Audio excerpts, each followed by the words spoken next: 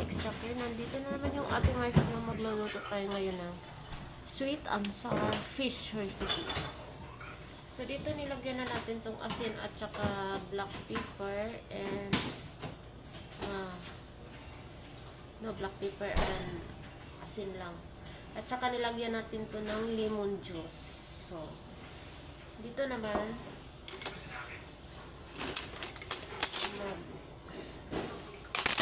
lagay tayo ng white egg.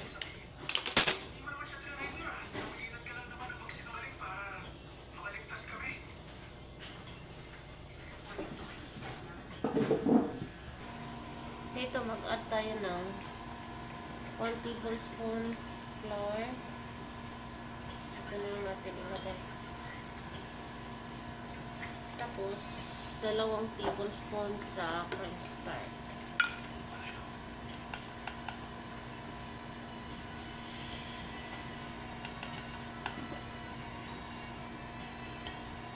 Tatlo na lang natin.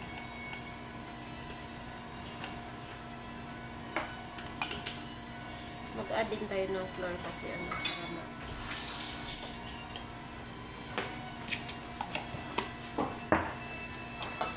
hindi na tayo maglagay ng asin at saka yung black pepper kasi dito na maglagay tayo.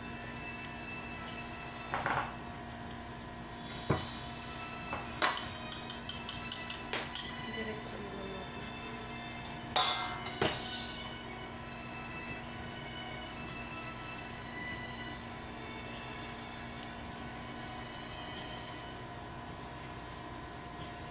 Pangit yung pagkagawa.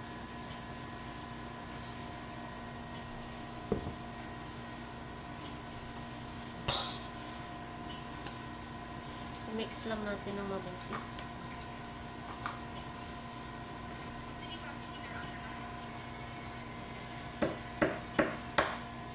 Dagdagan natin ng isang egg.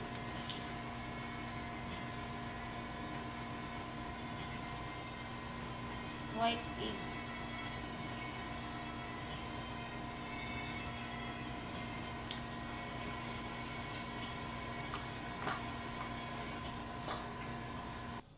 Sinabot dito ko. So, ayun yung mga kaati.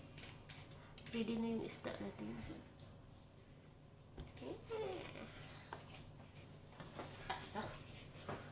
Okay.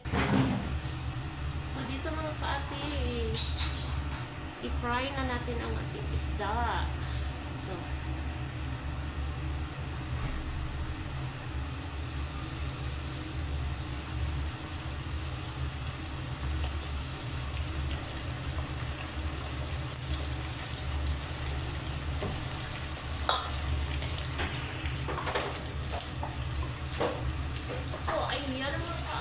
Okay na yung isda natin. So, ihabwa na natin.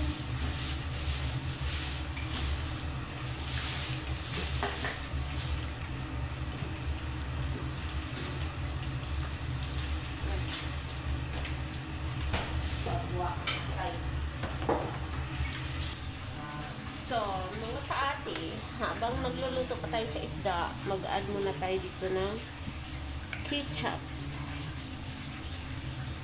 Maglagay tayo ng 6 na tablespoon ketchup.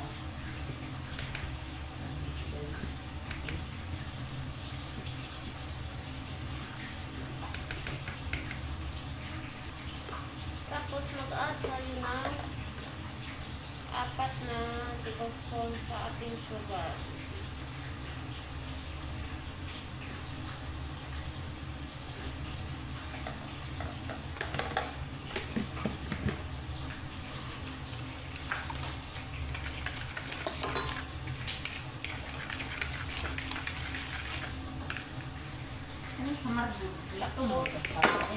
Mag-add tayo ng 4 na tablespoon sa ating vinegar.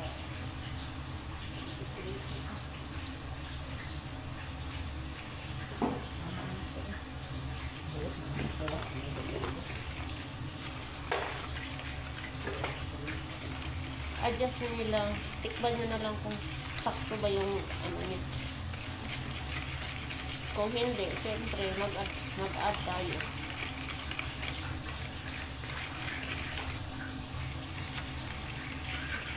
Ang kagandahan ko kasi doon, parang dito sa amin walang At tayo bata. ng soy sauce ng 1 tablespoon. Pag may bata po kasi mahirap sa Soy atin. sauce. Wait lang. Wait lang po ate na.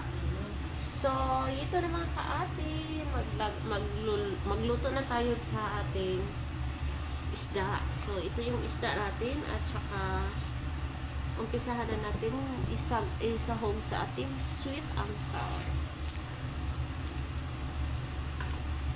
Wala tayong onion at saka garlic kasi may anak na hindi kumakain ng onion at garlic, kaya yung diretso na lang yung bell pepper ang ilagay natin. So, ito na mga kaate, yung lulutuin sana natin na sweet and sour fish. Hindi na natin iluto siya kasi nag-change ang mind sa ato ang boss. So, ganito lang siya mga kaate. Yung fried fish. Mayroon na siyang yung harina at saka cornstarch. Kasi pang sweet and sour eh. Thank you for watching mga kaate.